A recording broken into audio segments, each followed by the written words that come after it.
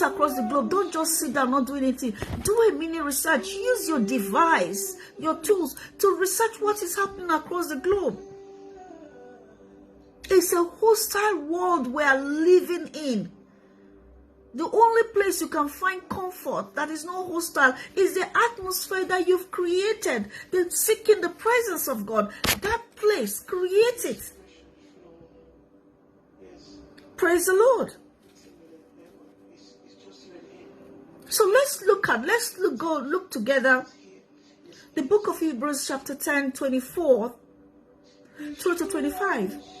And let us consider how we may spur one another towards love and good deeds, not giving up in meeting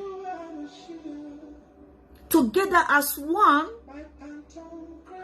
Together as some are in the habit of doing, but encouraging one another. Okay?